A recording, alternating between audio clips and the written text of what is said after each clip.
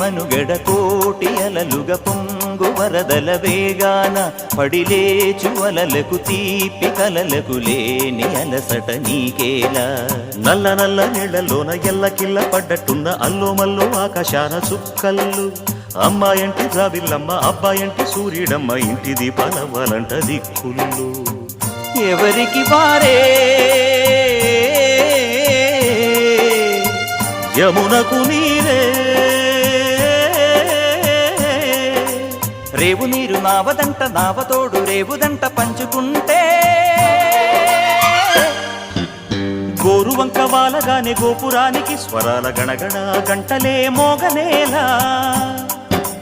గోపబాలుడొచ్చినాక గోకులానికి పెదాల కిలకిల పువ్వులే